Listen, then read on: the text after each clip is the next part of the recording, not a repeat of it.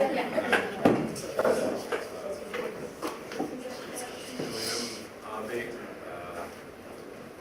I'm here really just to talk about two words, being happy. But for me to really be able to talk about that, I know this may put all of you in a uncomfortable state, but I need to really build a trust with everyone here, and I need all of you to do something for me. And if you do it, hopefully by the end of the little lesson I'm going to give you today, it will even provide you probably a little bit more meaning. So what I want you to do, and it will just take you 1 second, and very honestly, it helps me out if you do this, is look at your neighbor right now and smile at them. Something very silly, but really smile at them. Make it for real.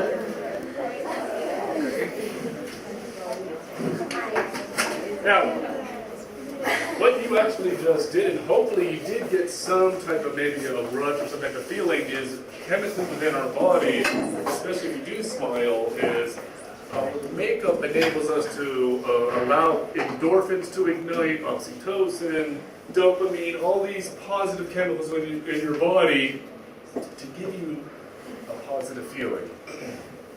So I'm here, as I said, to talk about why be happy. Now, do you have any Americans here? Okay. When the Declaration of Independence was written in the 18th century, it talks about, the founding fathers wrote about our rights of life, liberty, and the pursuit of happiness. Well, first of all, what pursuit meant back in those days wasn't to chase away or to chase, to try and grab. It meant to practice, which actually, to practice happiness, which I think is a very interesting concept. I think actually, in regards to, when you say, to be like Aharon and his sons, setting to your goal, instead of pursuing righteousness, I think it actually sounds better to practice righteousness. But here, the founding fathers of America are saying, pursue, practice righteousness. Or if you're into philosophy, you talk about Socrates or Aristotle, they talk about the goal of goals is to be happy. The Kodesh Baruch Hu, the Rabbanim, when the Chazal created Tefillah, when it comes to Hallel, think about it. Every Rosh Chodesh, or almost every Yom Tov, we say Hallel, and we say Zeh HaYom Hashem Nagila V'nismecha Bo. Today's the day God gave us. Celebrate it and be happy. If we look in the Parsha in Bereshis, when Avraham Avinu, after he had his bris, what is one of the first things he does? He goes with enthusiasm and alacrity, and he greets the Malachim. And then Rashi talks about how did he greet him? Sever panim yafot. He actually did it in a happy fashion. Well, why be happy? We can talk about it the opposite as well. Obviously, you don't want to be sad, you don't want to be angry, so maybe happy could be a good thing. We know health-wise, 90% of all illnesses actually come from some aspect of stress. So maybe if we stop with the stress and change that mentality to a positive feeling, maybe we can even change our health. Today, most of you were here over Shabbos in Yerushalayim? Yeah? How's the weather? No. Who woke up on Shabbos or even Friday morning and said, yes, it's a gray sky, it's raining outside, really cold. I'm a marathon runner, actually, training for the Jerusalem and Tel Aviv marathon. So when that weather is rainy, I don't have that big smile on my face saying, woohoo! As opposed to even today, you have that blue sky and it's sunning out, you're pretty much in a good mood, no? But my question is, should we even be happy in those days? And technically we probably should. It says in the Gemara in Tanis, the aspect is, a day of rain is greater than receiving the Torah on Sinai. A day of rain. Or I try to really work on my kavanah in regards to davening, and, especially when it comes to Shemona Esrei. And then I really realized, actually, a few weeks ago, I really don't have it. Because every morning, 3 times a day, I say, Mashiva Ruach Marita Yoshin. I then reiterate by saying the 10 Talmud Tali Bracha. I'm saying, yeah, thank you for that rain. But when it rains, I'm not, yeah, thank you. like that, it sucks. I need to go work out. And I think there's a message on why the Kodesh Baruch Hu is also wanting us to say this prayer, this tefillah. Just as a note, which I didn't realize until I did a little research on it, my question is always, why on the 7th of Cheshvan do we actually start with 10 Talmud Bracha? And if you're outside of Israel, you do it basically 60 days later. There's a Gemara about it. The whole idea is when you say Mashiach Baruch Rina Geshem, or Geshem, the Rabbanim were brilliant back then. They said, well, if we really pray for rain right now, how's everyone going to get to go home? It's going to rain. So they actually said, wait 15 days if you live in Eretz Yisrael, is when you do the 10 Talmud Bracha. But if you live outside of Eretz Yisrael, 60 days. Actually makes sense. But I think there's a message within that. There's a Hallmark card that says, it's not waiting for the storm to pass, it's learning how to dance in the rain. That we have to start a new perspective on how our outlook is, or hashkafa on things. And I think what God is telling us is that, hey, every time you think about this Mashiach Ruach, that we should have this positive feeling, which is of course a very big challenge. Now, I'm saying to you, hey, be happy. Now the big question is, who the heck am I? I'm not this Tal Ben Shachar. He's a PhD from Harvard, and he had the biggest class ever teaching positive psychology. Or you have inspirational speakers like Tony Robbins, these major guys talking about, be happy, and they do all this research on it. I'm just a guy who lives in Eretz Yisrael, who a year ago, I had an experience I really want to share with you. And hopefully at that experience, I had some introspection in my own life that really makes me a truly happy person. And I think I can share some of those aspects with all of you today. So I want to give you a little background on me. I grew up in a traditional house, I grew up originally in Toronto, and then in Pittsburgh. I was very active in sports. In university, I was a big skier, downhill as well as water skiing, started marathon running, big scuba diver. Really enjoyed my life. I was involved in business originally. Then I went into the day school world. I was a head of school in Florida, in Kansas City, and in Arizona. I then made Aliyah.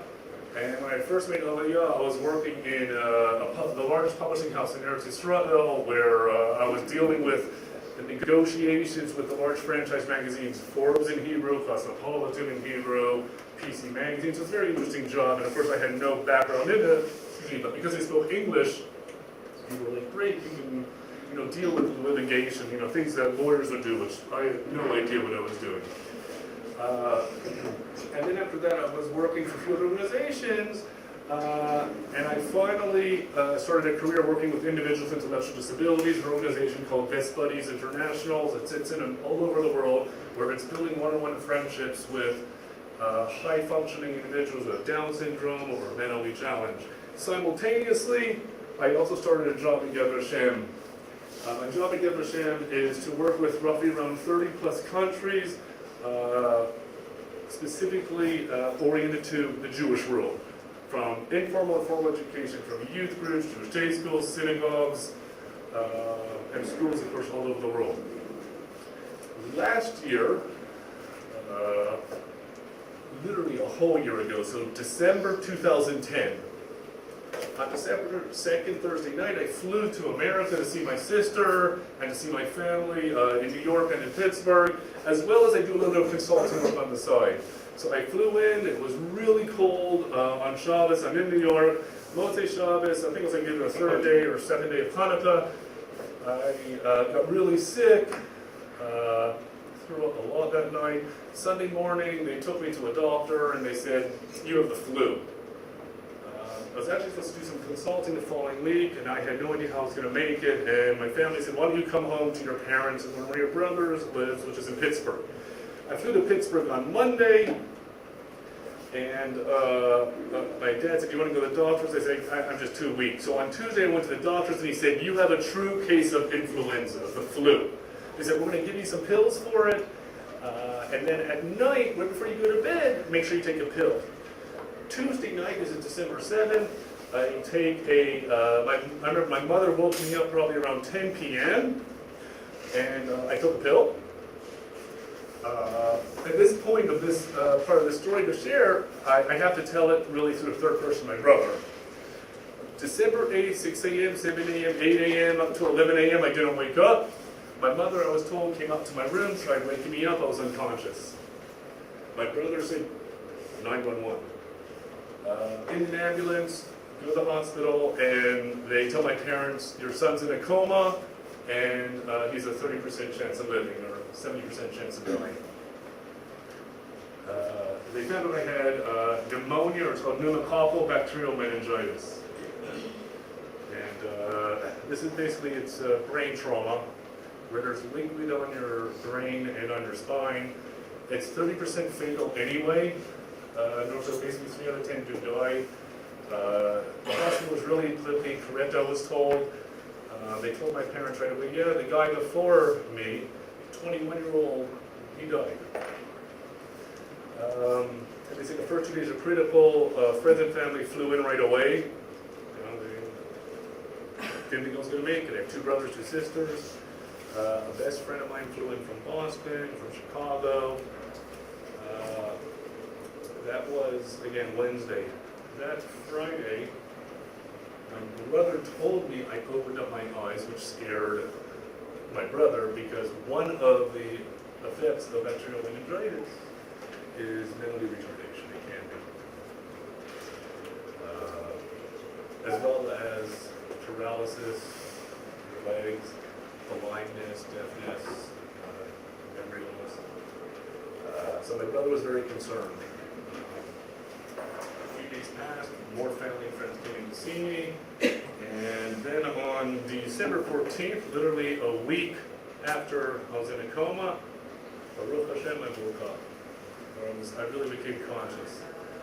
And for me, I can tell you, I'll never forget that day. And what's interesting is, also because I do work at Hashem, when survivors say, I remember a specific day, you think about, how can they really remember a certain day? But when you do have a trauma, things really stick within your mind.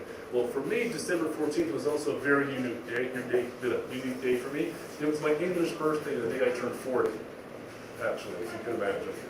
I didn't even realize it was my birthday. I woke up not knowing I was in a coma for a week. I did not know until a few weeks later that I was in a coma for a week. I didn't know why I was there. All I know, I was in so much pain.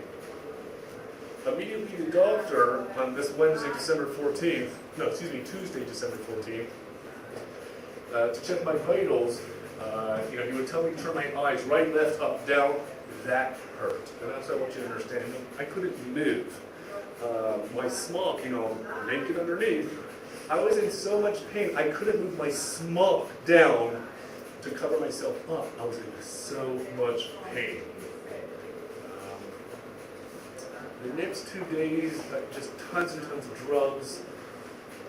And on that Friday morning, which is December 17th, they said to me, look, we want to, see, your strength. So we're going to, get you up, we're going to take a walk. They got me up. I remember 2 people were holding me up. They put this red band around me. 2 steps, fell to the ground, and I just started crying uncontrollably. And I never had an experience where, I just started crying uncontrollably, but I did. And all I was thinking about is, oh my God, I'm training for a marathon. How am I going to do this? They immediately put me in a wheelchair. They walked me out to weigh me. Within a week, and again, everyone in here, look, if you want to lose weight, my weight's not the way to go. In 1 week, I lost around 11 kilos, 25 pounds. Now, people were saying, is that really possible? I got weighed a week and a half before that when I first got sick. And I went from 183, I think, to 157 pounds.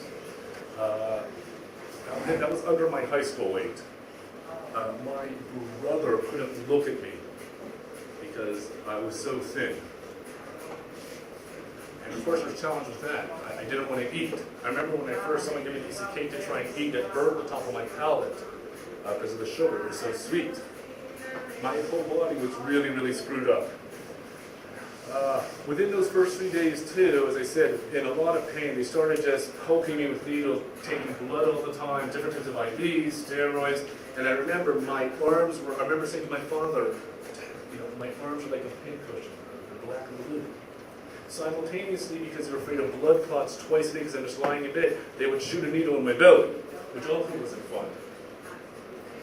But that Friday was exciting. One of my sisters who didn't come in yet was coming in to see me. At around 8 in the morning, I said to one of the doctors, I'm not really hearing well in my right ear. And didn't realize because I was so drugged, I was already deaf in my left ear. I didn't even know that. 3 o'clock that afternoon, I was in the middle of a conversation with someone, and I distinctly remember being in a conversation. I don't remember what I was saying, but at some point in the conversation, it just became deaf. And I want you to understand, after 40 years of my life, after hearing, regular hearing, I lost it all. And if it wasn't for music, right now, for example, I don't hear you. I want you to understand that I go to bed deaf, I wake up deaf. I take a shower, I am deaf. I get a haircut, I am deaf. I don't hear. Today, a year ago, I was back in Australia. This is how it was for me. Couldn't hear at all. And I was actually also a lot thinner and very, very weak. That's what my life was a year ago. Fortunately, with this miracle that I'm going to share about, it allows me to hear, but I can't hear myself right now. I don't know if I'm talking loud, soft,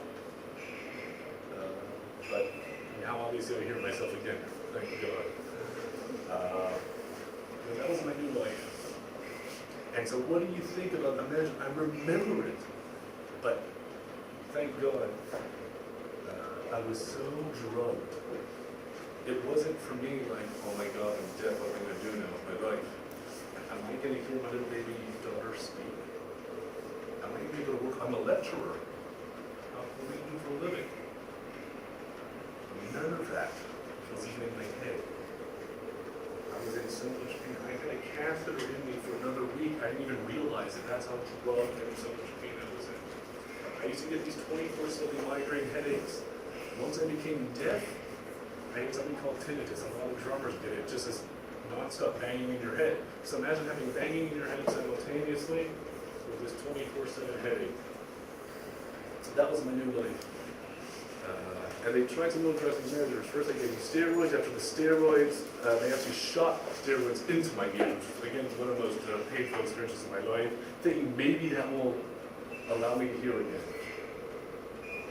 Didn't work.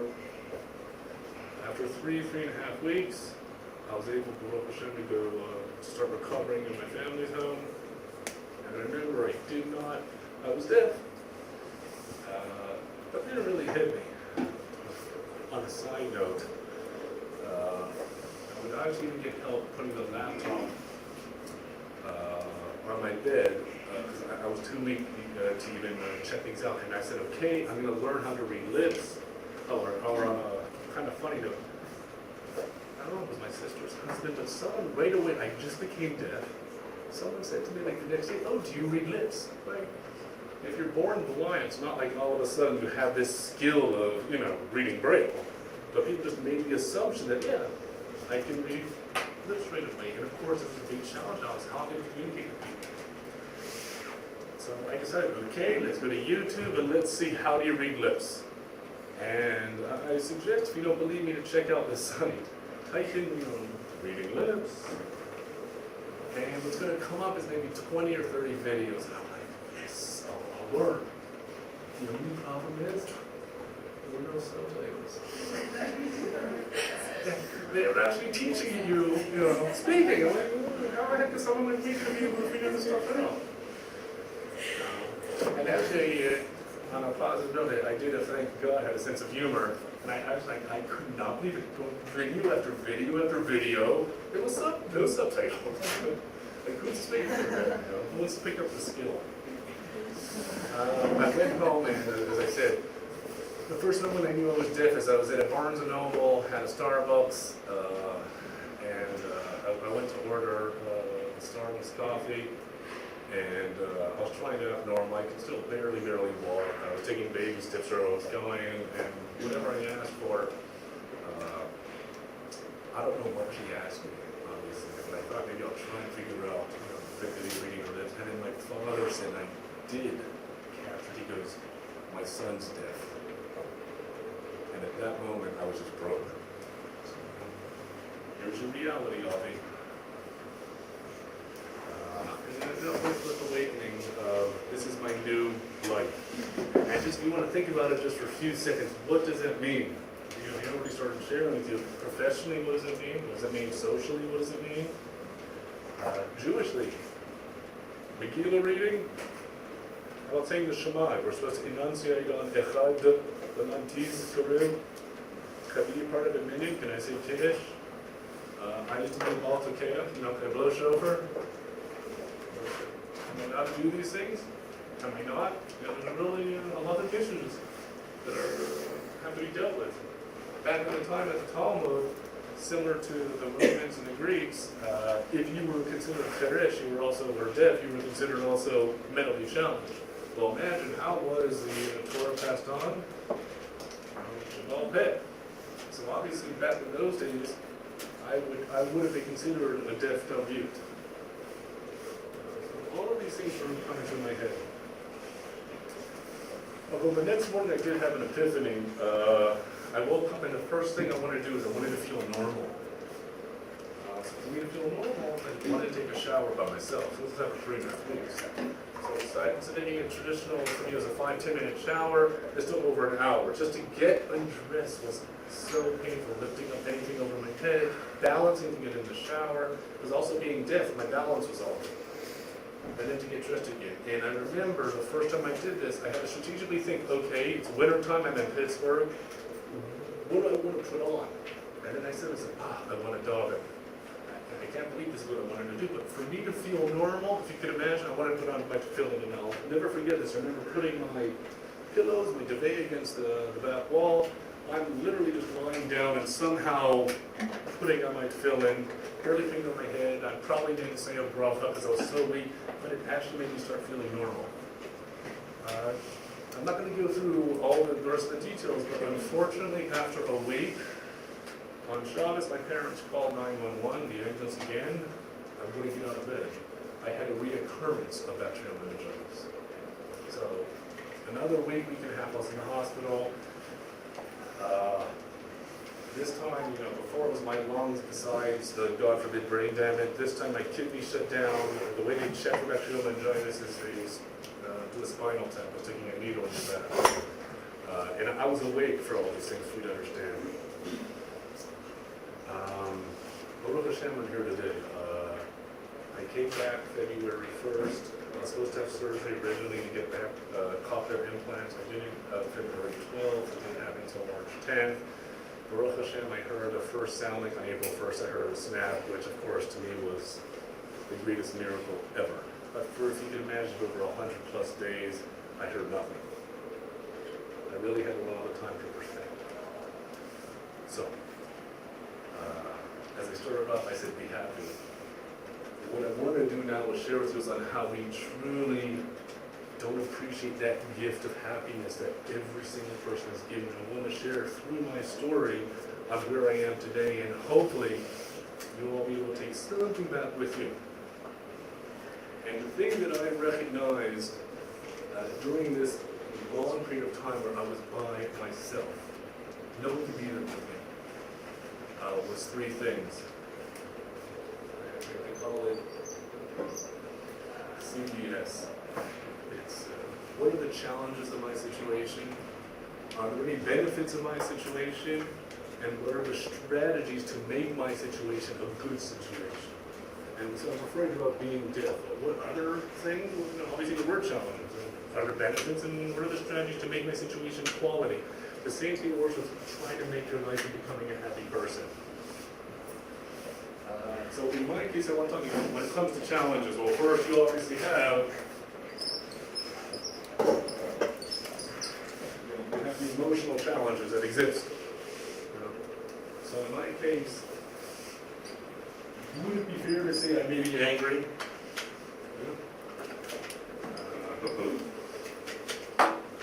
Possibly depressed.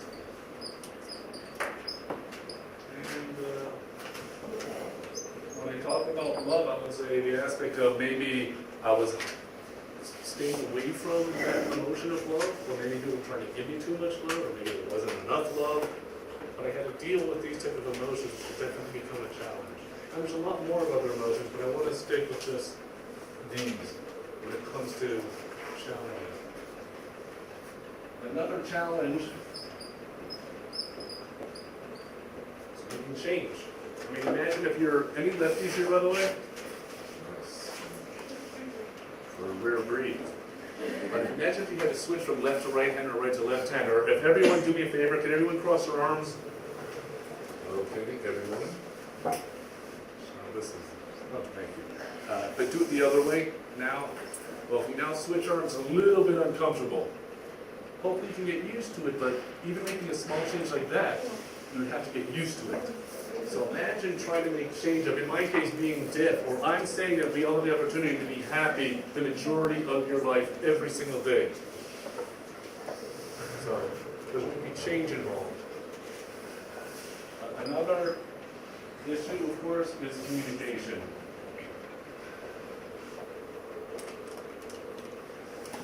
So I want to really just talk about what the challenges are, then I'm going to move to the benefits and to the strategies, of course, of how I really started to become a truly happy person, knowing that my life is different. Emotionally, you would think, okay, there's a simple two-word question that many people may have actually asked me, or I remember people saying to me, I'm really sorry with what happened to me. And I remember I used to say to people, well, at least I'm alive. Is what I used to respond, because I found out later I'm alive. This aspect of anger, I never had. Because the question that when Chas v'Shalom, if you lose a loved one, or you hear a God forbid, a child die, you break up with a good friend, a boyfriend, girlfriend, you don't get into the school, you may say, you may get angry, you may ask the question, why me? I asked my family, had all ever asked that question? And they said no. And after a lot of perspective, I never asked why me.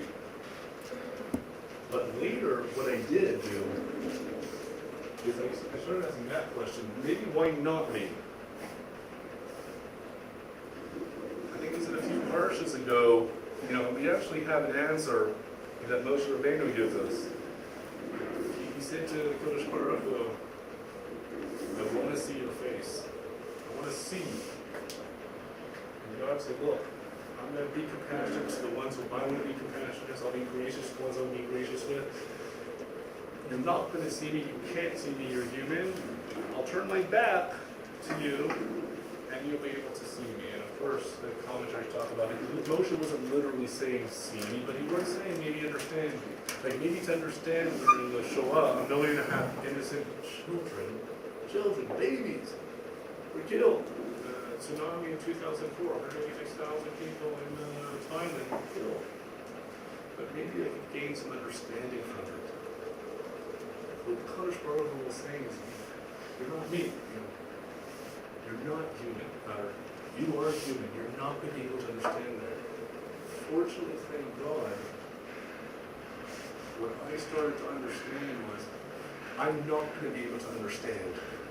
When God forbids something that is wrong, you're not going to be able to understand that. And if you can understand that, you're not going to be able to understand that, it's going to put you actually in a place of closure for yourself, which is what really happened to me.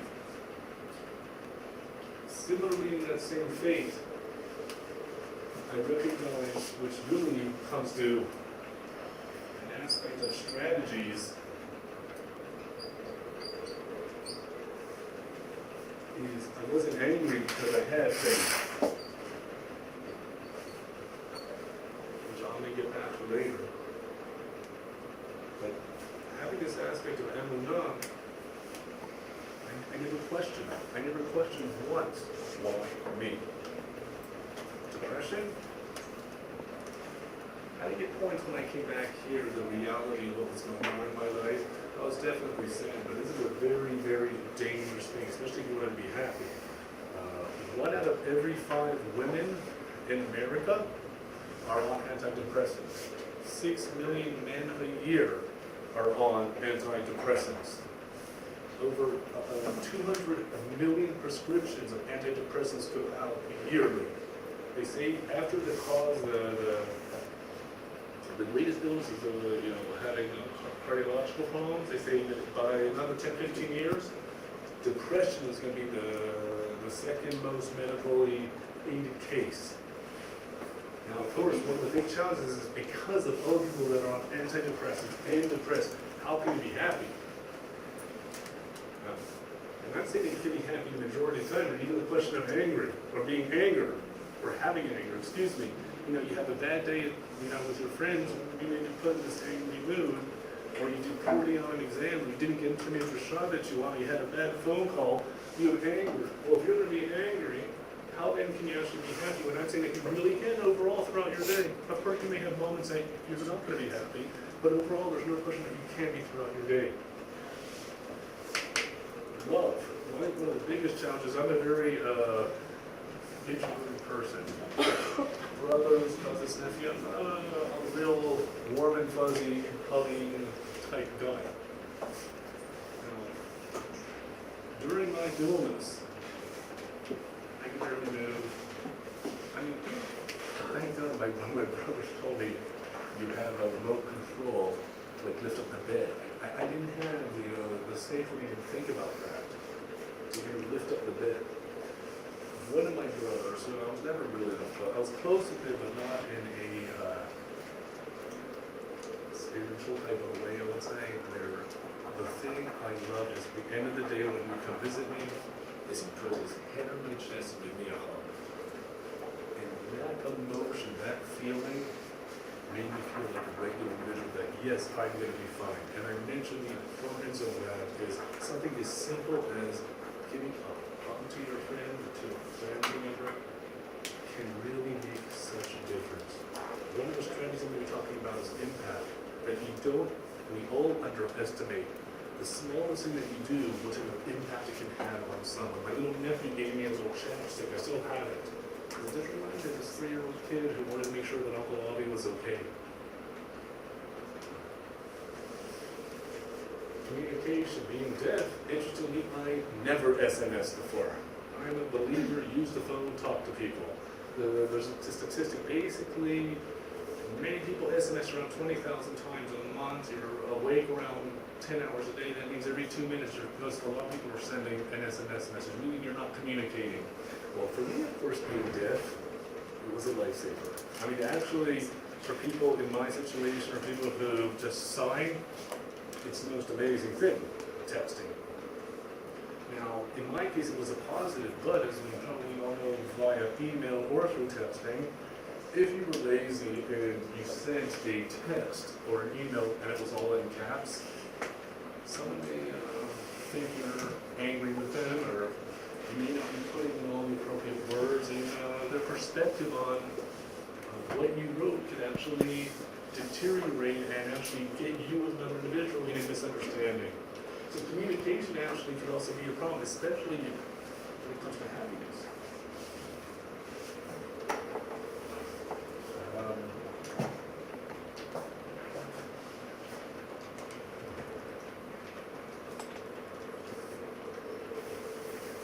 Change. I run marathons. Now, one of the biggest challenges is running a marathon. Anyone who run marathons? Normally when you hit a wall, or basically after either 20 miles or 32 kilometers, you get to a point where your body just says, I'm done. I can't do it anymore. But somehow your mind has to overcome that, and you have to teach yourself. You will be able to go through it. I think I need time to make it through. And it's known as the wall, but it's people even call it like a brick wall. But again, bricks can't be broken apart. Unfortunately, even the western, not the western wall, but again, the outside wall of Jerusalem was broken down twice during the Foreign Mesa Mikdash. The Berlin Wall was broken down. The point is being that we're all human beings, we all have the potential within us to break down that wall, or shall I say, break down that challenge. And of course, it's not an overnight process, but we can do that. In my case, I did question faith to a certain degree, but not to the degree of why me. 2 years ago, I was in Har Maron during an upstring or a chalakah for my little cousin, who just turned 3 years old. And at Shabbos dinner, I remember my cousin said to me, talking about her son, my little boy is truly a miracle, and I really want to talk about the am2 that my husband has. While she was pregnant, she said that her son was diagnosed with a hole in his heart. And that obviously has gone to be a very dangerous thing, and most likely could be fatal. They had the head cardiologist from the University of Haifa, who is the most well-known cardiologist in Israel, checked it out and said, yeah, he has a hole in his heart. A few months later, same thing. My cousin went to his admor, to his Rebbe, and the Rebbe said, listen, I'm telling you, everything's going to be okay. Now, I'm not here to talk about or sensationalize the aspect of the actual miracle of, believe it or not, the boy was okay and there was no hole in his heart. I'm not here to talk about the admor, but what struck me was my cousin said about her husband, I did not have that am2, that type of faith. But my husband truly believed what the admor had to say. Everything's going to be okay, you have nothing to worry about. And she said, I always tried to feel that way. And after hearing that, I just questioned him all the time. How can you have such unequivocal am2?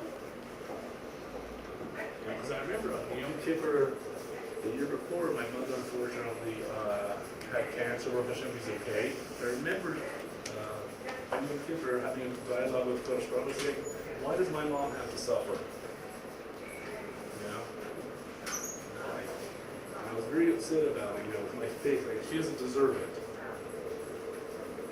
Since in my situation, I now understand what am2 real faith is, and everyone has that opportunity. We all have it within to have this faith where it really is just like breathing or just like drinking a glass of water. It's really, I call it just surrendering. It's you can really just recognize truly, whatever will be. Obviously, you have to be a responsible individual, do everything you can, but whatever the actual outcome is, it's really not up to us. If you can genuinely believe that, you will be in a better place. And I am telling you, guys, my life is very different now. 4 years. I don't anymore. But I really believe what everything that was on in my life now, I really believe him. There was a reason for it, and I'll never understand that either until it's my time to be one-on-one with the Kodesh Baruch Hu. But I genuinely believe that. Strategies I call, in this case, for me to be a happy individual, I call it. And what we have to understand is, it's not the, if only I was a millionaire, I could do so and so. If only I went to this school. That's not the case. It's taking the F, I call it F to the third. In my case, I focused on family. Faith, what we're talking about. Forgiveness.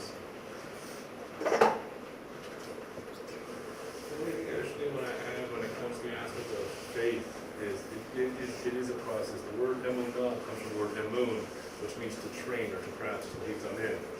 And it's not going to be overnight, sometimes it's going to happen, but again, within time, it will.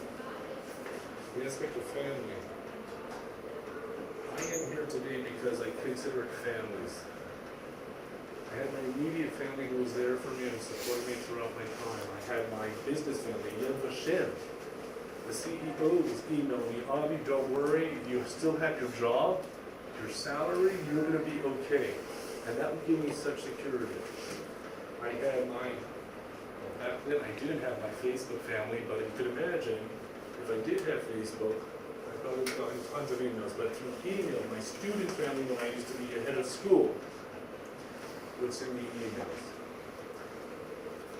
They consider families also a team. And this is, I think, very, very important within your own life. I consider everyone has a baseball team. And you have to realize what's or who's important on your team. In my case, what was very important is the mascot, the guy who makes people laugh, etc. One of my best friends actually flew in to see me, and he always was able to put a smile on my face. Or in my case, there was in baseball, the number 4 position, batting cleanup. He's the go-to guy. One of my brothers, throughout my whole time, I knew I could go to him. So it's important that we all have your own team. Forgiveness. This is one of the greatest gifts that God has given all of us. And of course, we don't really take advantage of it. Unfortunately, most people involved in hurt. I definitely have, or a misunderstanding. But if you can genuinely forgive, you really have made yourself a better man. And it's a gift, because most people don't, and they hold it in, and they keep it. I'm sharing with all of you, if you're able to do that, that during my time period, there was not some nice things that happened, and I genuinely said, you know what? Maybe that person was having a bad day. I don't know how that person grew up. But you know what? I will genuinely, truly forgive them. I really do. The feelings I used to have about certain individuals, I truly let it all go. And that also helped me become a happy person. I mentioned, throughout your whole life, there's going to be people making an impact on you, or impact you can make on someone else. One thing I love about Yehud is the Tikkun Olam and the Chesed programs that you do. But something as simple as on a Friday when you go to Malkin and Yehuda, and those people are out there asking for tzedakah, say to them with a smile, Shabbat Shalom. Something that small can make a difference. If you're working with individuals with intellectual disabilities, at the end of the day, smile at them. Something that small can make a difference. Or on a bigger level, thank God the self-confidence and self-esteem that my parents have infused within me, or inculcated within me, made me what I am today. In 9th grade, I switched schools from public to private 3 different times. I just asked my father, well, what do you think? And he said 4 words that are so important that all of you need to, if you haven't, you need to start sharing it with family and friends. I believe in you. I love you, of course, it's very important, but I believe in you gave me that self-confidence. 2 other I beliefs are so important. You have to believe in yourself, and of course you have to believe in God. Chief Lord Rabbi Sachs, actually, he wrote a whole thing on the iPod. And he was saying, Steve Jobs, great with what he did. However, we are in this I generation, in this selfish generation. It's I. iPod, iPhone, iPad. I say no. It's teaching us the selfishness is to be about yourself, to believe in yourself. That I need to believe in myself, that I need obviously to believe in God, and that I need to start believing in you. It's taking this phrase,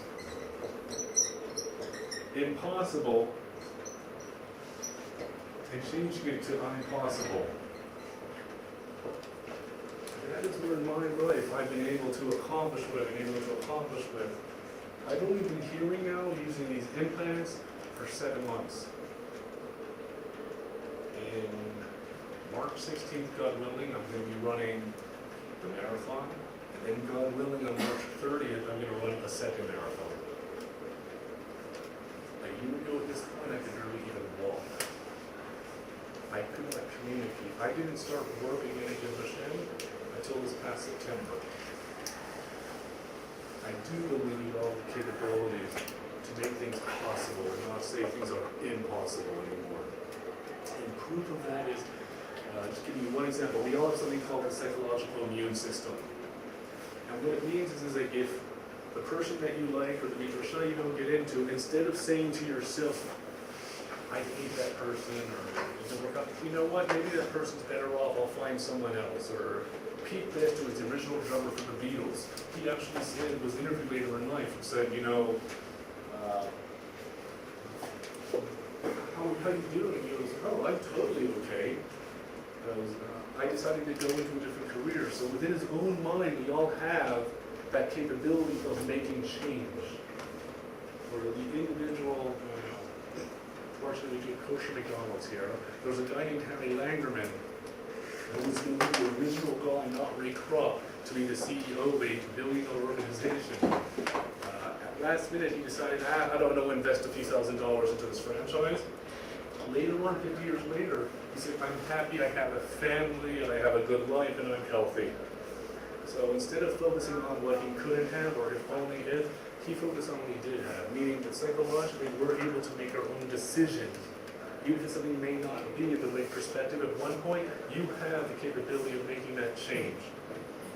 And throughout this whole period of my life, I couldn't believe it. February 14th, I moved into an apartment by myself last year. I couldn't hear. I was able to function.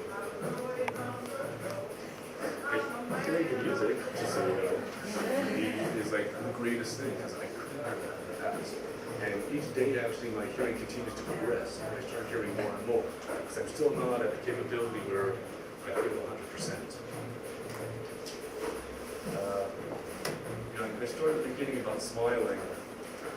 Smiling is one of the simplest things that you can do to start putting yourself into a happy perspective.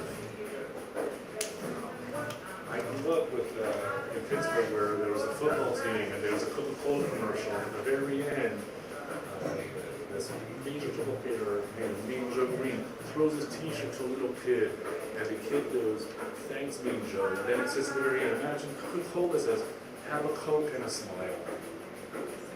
A simple smile can make the difference in starting a new way of really trying to be happy. There's a thing called laughing yoga I do with my special needs group. I have college-age kids and special needs individuals together, and we just start laughing. We have a hired professional. There's 5,000 of these clubs all over the world. And what we're doing is we're actually changing our physiology within ourselves. Instead of focusing on the negative, we start focusing on the positive. Albert Einstein says, there's two ways you can live your life.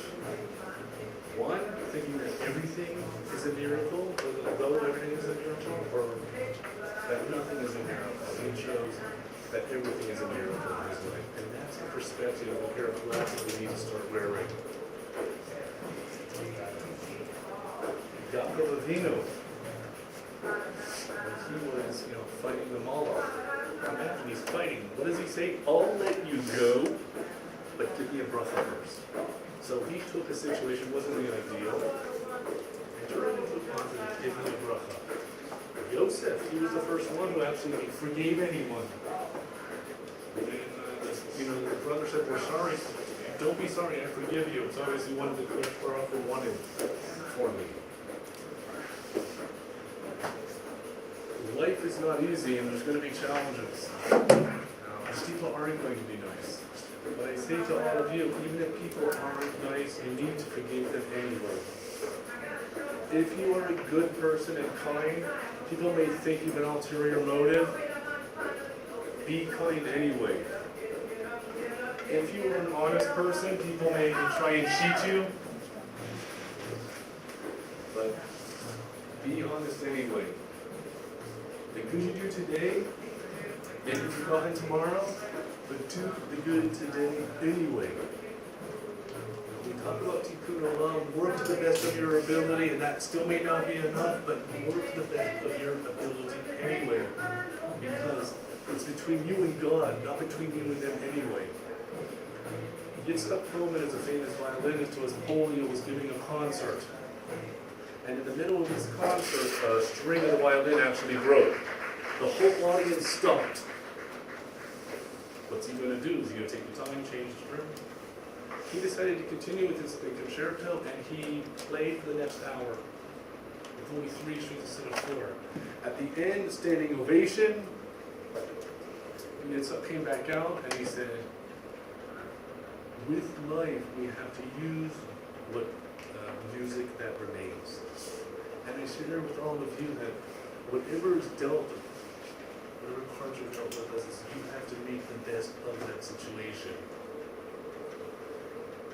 I really hope that in this limited time that I've spoken with you,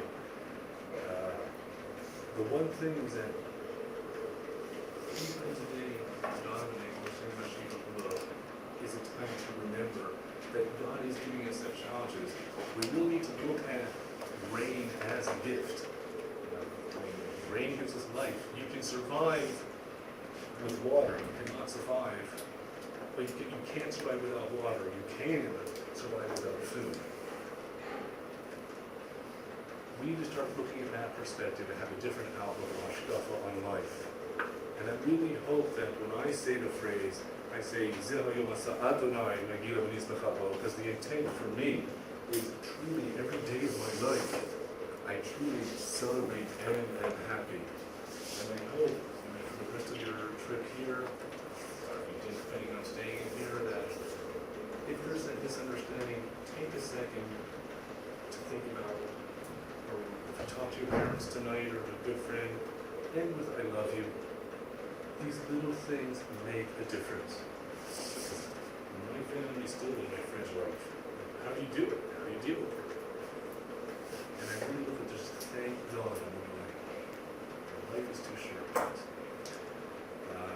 Because of time, listen, I always tell people, the one thing you guys all have a huge opportunity is I'm deaf. If there's any questions in regards to what my life is really like or how things are, or anything in general about my situation, I'm also here to answer any types of questions. If you have any questions, but sign language? No, I do not have a sign language. Interestingly, just like if you can imagine, pre-1939, 13 million Jews spoke Yiddish. Unfortunately, now Yiddish is becoming a dead language. I have to say sign language becoming a dead language. The miracle of these babies, these implants, thank God, even at the age of 6 months, they're giving children who are born deaf these.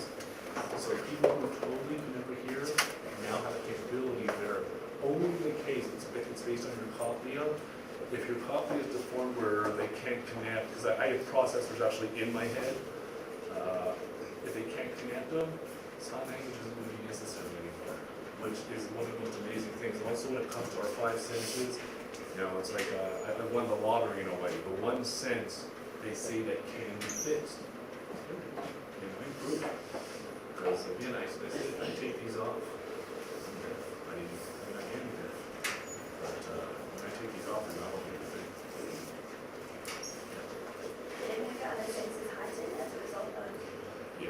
Visual. At first, being that I had the bacterial meningitis, my family got a kick out of it. They say, well, at age 40, you start losing your sight anyway. Literally, my sight went down, which also was, you imagine, the most horrible thing. I couldn't even read during these first 3 months because I was losing my sight. But when I started driving, and this is even without this, so visually, also I didn't really go into, because of time, communication. I've spoken to a few businesses already on 90% of communication is nonverbal. Only 10% is through words. It's your tone. 40% is around your tone on how you're speaking. 50% is your body language. Because again, it's when someone goes, which, if you just take a few extra seconds, watch your friends, if someone goes like this, I'm not angry. Come on. Just by something that simple. There's obviously something wrong. Or of course on how people speak. Because one you guys also need to understand perception. If that person thinks what you're doing is nasty or inappropriate, it may not be the words, but it's how you're saying it. So yeah, visually I really pick up on things that the majority of people won't actually, even over the case, actually this past Sukkot, I thought I was going to try it. When people play poker, it's called poker tells, to see how people are doing for bluffing or not. So I thought, all right, I have this new skill. And by watching people, if they're nervous, if they're bluffing, etc., I'm going to see if that's going to really make a difference. So I'm playing poker, and I finally had a hand, and I was watching everyone. I said, I'm going to win this hand. I went all in. The only thing I didn't realize, I didn't know there was a guy sitting right next to me, and I didn't know if he had a hand or not. I didn't realize he was sitting next to me. So everyone was out. He's the guy that won.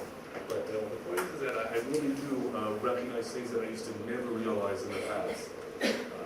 Also, another big thing for me is patience. I used to always be like this with everything I do. Now I really have the real patience, because there's a big difference between hearing and listening. And one of the challenges I will tell all of you ladies, when you do get married or you associate with another man, we men are here to give answers for everything. We don't want to listen. The one thing that I've learned in my life is sometimes you just want someone to hear what you have to say. That's not the way males work. Our mentality is, okay, tell me what you want, tell me your problem and I'll fix it. When you just want to be like, listen. Just listen to me, that's all I want you to do. I figured that out, because obviously I've had a lot of time to think for myself. Imagine being at a Shabbos table, everyone's talking, doing whatever, you're deaf. I mean, just quickly tell you, how did I deal with Shabbos? I was back to Israel for myself. I had an amazing friend. Actually, the executive director here is one of my best friends, Shneil. His wife typed out the alphabet in Hebrew. So when I tried to read letters on Shabbos, when I go to his house, if I didn't understand a word, they would point to the letters on Shabbos so I could figure out what they were talking about. Or things like I asked him, I said, did I really come to your house when I was totally deaf? Yeah. Or I remember getting a haircut once, and there was a lady who did nails, and she didn't realize I was deaf until I got these, and then she apologized to me because she thought, one time, I suppose she asked me for coffee or something, and of course, I'm deaf. I can't hear what she's saying, and she thought I was just being rude, which of course wasn't the case. Or imagine, my uncle has a dental office. I used to hate seeing at the beginning where I visit his offices, there's a buzzer to get in. I couldn't hear the buzzer. So I'd be like pushing the door non-stop just to get in. Or my car, little security code, I couldn't hear it. So I didn't know if my car was working or not. It was tough. Like before you had your hearing aids, what was it like to be in total silence? Like not to even be able to hear yourself? Okay, nothing. Quickly explain cochlear implants. Basically, they're an audible nerve that connects the brain to the sensory, to your cochlea, to your ear.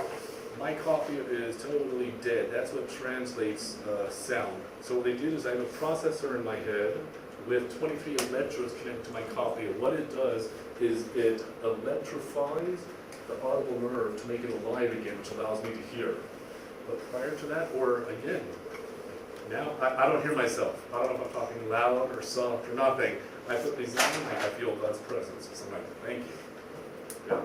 Not that anyone, I wish all of you could have that feeling that I have, that I think God is right next to me all the time. Every morning I put these on. I go to bed. So when you go to sleep at night, is it frightening for you to take them off? When I didn't have these, I'll tell you what real loneliness is.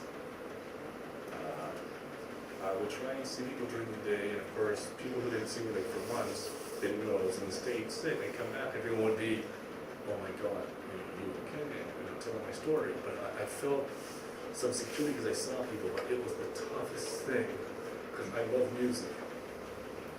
I heard nothing. So I just really felt alone. I started watching videos at night with subtitles. It was tough, but once, thank God, this came about, at night I don't mind, because imagine wearing headphones 24 hours a day. You don't want it. So at one point I do want to turn these off, so I do turn them off. With my little daughter, I have, the technology is amazing. It's a vibrating little piece that I put, because she's only 2, I put under my mattress, So if she starts crying for a period of time, my mattress shakes. I mean, it's amazing technology. Or, fortunately, I also have an internal alarm clock always. I can wake up 5, 6 in the morning, no big deal for me. But it's same for the alarm clock, that it will shake my bed or incandescent light. Oh, another stupid thing, it's made for dead people. And there's also sound. What was this before? I mean, I think there's some things with this technology, I'm like, come on, you know. But yeah, now I don't mind it as much.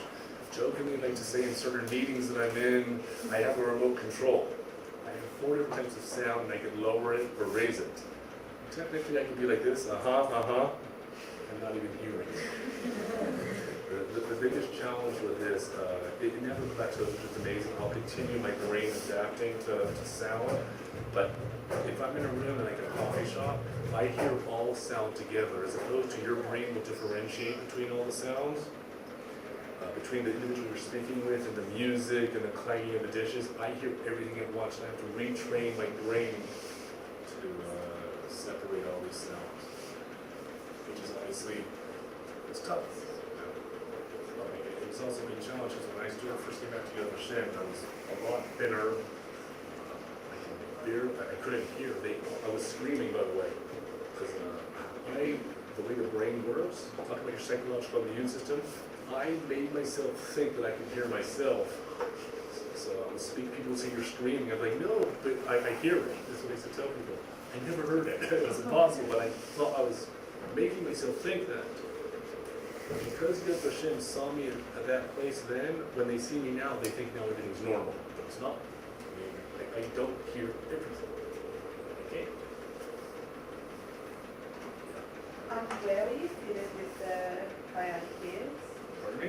Where were you seated with the bionic ears? Like who suited you with them? See, this thing, what are the challenges? I'll actually come to you so I can hear it. Okay. Where were you seated with the bionic ears? Oh, here.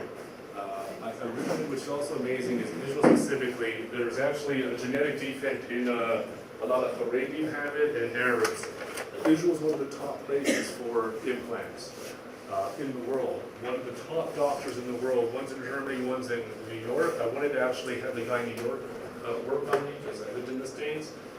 He said I can work on you in 3 months because he was going to Asia to do these implants, and he also does a lot of specialty. His protege was my doctor, Baruch Hashem, Ashar Tzedek. So the number 2 guy was here, so it was like, it was the most amazing thing. What's the difference between how America caters to the deaf and Israel? Is it better or worse? I really do apologize, but like, for example, hearing that background noise now,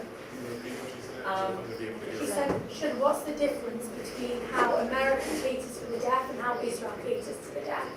Oh, you mean sociologically, like how society? Or like the conveniences that you'll find? First of all, especially because I work with special needs individuals, for all of you Aussies out there, I applaud. In the whole world, Australia is the most sensitive and has the most rights to all individuals with any type of disability. Israel, loving, caring, but I am considered here to a degree, it's kind of crazy here.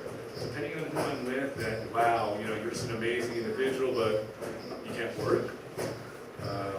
But then you go to the Social Security here, and they're like, you're deaf, so what? You don't have a wheelchair. We're not going to even consider you a person with a disability. In America, because there's a lot more laws that protect individuals with disabilities, that there's a lot more protection in regards to my rights, in regards to, let's say my taxes, or if I'm not able to work. Here, they're like, get a job. It was the craziest. I actually went with Schmiel. They were like, he's not disabled. Look, he's tall, he's strong. I'm like, what are you talking about? I can't hear you, man. That's all this was going on when I didn't have these. But overall, I can tell you, coming back to Israel, like one of my many neat scenes that happened here, a week after I was taking like 16 pills with another 6 or 8 painkillers. After a week of being in Israel, I stopped taking the painkillers and I was okay. So, I mean, there's a lot of Kedusha definitely here in Israel. For one Shabbos in June, I decided to do the kotel because I wanted to feel normal, because I used to go on Shabbos. I started hearing, I couldn't hear anything, and I heard L'chadodi. And then after L'chadodi, I heard nothing else. I mean, so Israel, the Kedusha here is something so unique. And when I used to hear stories of spirituality like that, I was like, yeah, whatever. But the amount of stories that I can really share, it's really just unbelievable. And that's being here in Israel. December 13th, when you had the flu and you were given antibiotics, was it that set off the coma, or was it just coincidental that you were just taking pills for a flu? On which date? The day before you went into the coma. Was it? Oh, yeah, December 13th. Oh no, I went into the coma on December 7th, that night at some point. I can tell you what's great is this is the first time hearing this. I hear it so clearly. It's annoying to me. In the past, it wouldn't be. I mean, it's totally like, for me, it's like, thank you. And I enjoy it. Not that I enjoy it, but I'm like, no, stop already. In the past, when I was here a year ago, I totally would have been like, whatever. When it comes to bacterial meningitis, one of the key factors is it's neck pain. I had lower back pain. So they did misdiagnose what I had, but it was based on the characteristics that I showed. So, I just felt I never felt as sick as I did. Because I even asked for painkillers. But the craziest was that my family, no one even told me. I remember when I got out, I said, how long was I in the hospital for? I said, I was in a coma. I didn't know I was in a coma. A day or two, then later they told me it was a week. Or my father says to me, listen, I said, how sick was I? How close to death was I? He goes, you could bench global every day for the rest of your life. Or just another to me incredible thing. After my surgery, I did bench global when I came back here because I felt not healthy.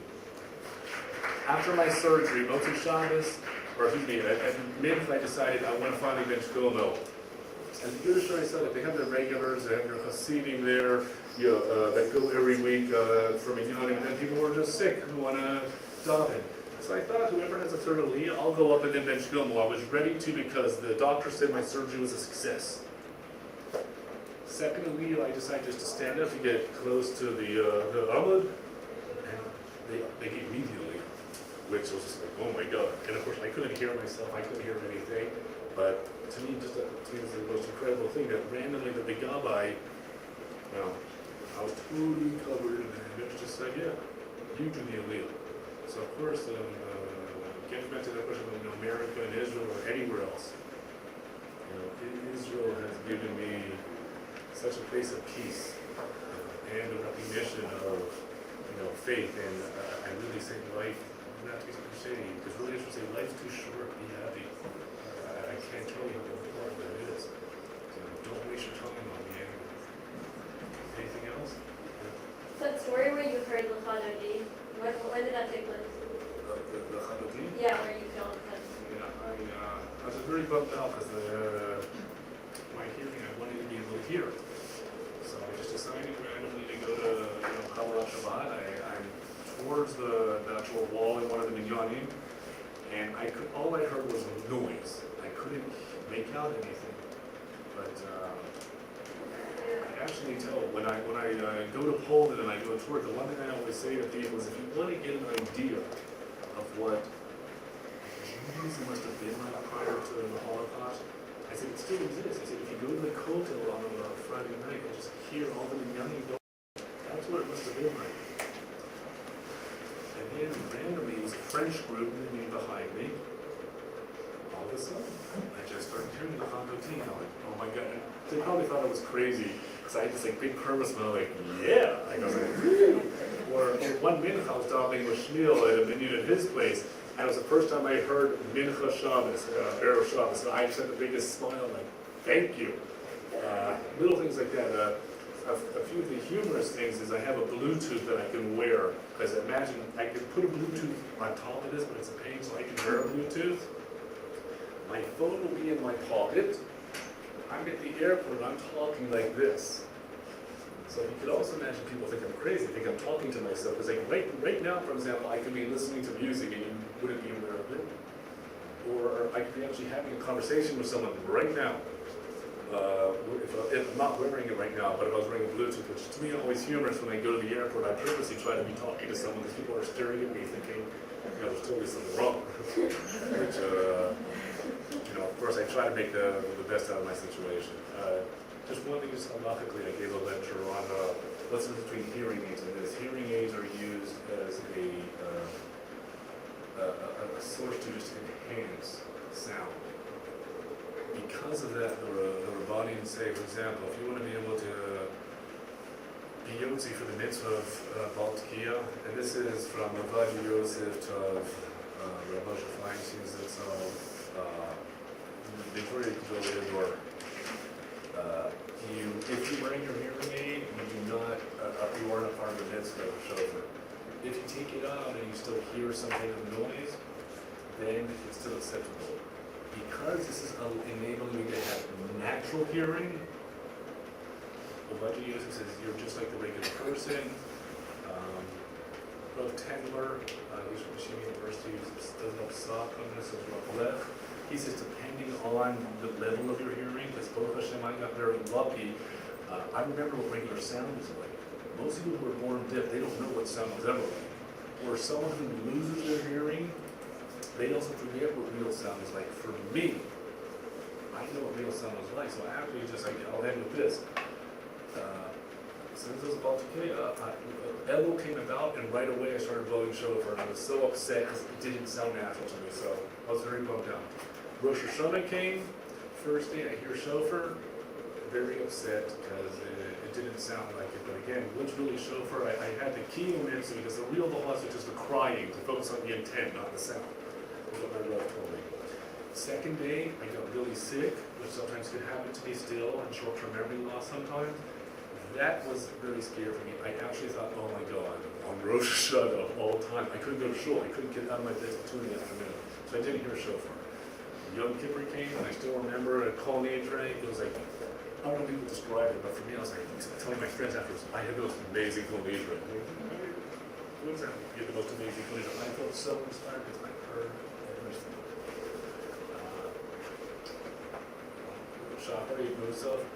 Mincha came, and the guy who I loved was the Chazan, right up, and he was doing these. I was like, great, I'm really going to have even more Kavana, because I'm really inspired by him. But I was also a little bit bummed out, because the guy who was doing the Ela, I thought was this Viennese guy, and he had a very strong accent. And there's nothing against it, but for me, I always liked hearing this other Chazan. Anyway, it ended up that the Chazan did Mincha, the Viennese guy, is it Viennese? From Vienna. He was sick, so he couldn't do it. So this Chazan actually led Megillah. And, Shema Yisrael, Baruch Shem Kavod, Hashem Hu Elokim, Teki Gedola, and I heard it. And so for me, hearing that Teki Gedola, it gave me such a feeling of, my faith, my emunah, that I can still have an incredible life. I've been able to, that's also being a nurse as well. So, but again, everything's possible. You're going to have challenges. It's a fact of life. It's how you're going to deal with them. If there's something you want, something you want to do it. Don't wait. Anyway, it's nice meeting you. Yad Vashem is probably going to be offering a course, a 30-hour teaching certificate course. We're going to be doing. Rav Davi's going to talk to you guys about it. If everyone wants to do it, it's going to be like 2 days. It will be like Yimei Yonim and Yad Vashem, and then 4 days, I think 4 hours or 5 hours each. We're actually doing it with the French group, just to mention that on the side. And again, enjoy your stay. What's the cost? Pardon me? What is the cost to eat? What is the what? The cost? The cost? Course of that. Well, it's basically teaching, like if you go back certification, if you wanted to run something on Yom HaShoah, for example, at your school, or if you're going to be a teacher's aide or a teacher, you have the skills and it's going to give you the resources on what you can do and use. Or if you wanted to do, you would have a great solid base of knowledge that if you decided to go back to Poland, that you could really do a lot of the tour guiding yourself if you wanted. So that's the type of stuff that we're going to provide for you guys, which I spoke with Rahil and talking about. So, but since you heard, when it comes to letters, I can't hear the letter L. I'm working on it. Tomorrow I go to Shari set it, but I don't work on it. Like, if you start saying love, like, or lice, mice, nice, I'm going to have to guess to figure out what the L is. But if you see it in context, I can get it. For some letters are just very, very tough. Or, which I thought was like, it's like the meanest thing though, it's not meant to be. When I first started hearing, you can't tell, stereotypical American voice. You know, I'm Canadian, mind you. But when I was hearing words being that you Aussies, you know, it wouldn't be lever, it's leva, you don't say the R. So when I was getting trained by who was my audiologist, or should I say, she's an Aussie. So I'm like, what the heck are you saying? And my other specialist was a South African. So I'm like, guys, come on. I mean, there was also a lot of humor and love that really came into place, which enabled me to really come from a point where my brother couldn't even look at me. He was so freaked out to where today we're my family, and anytime they see me, it really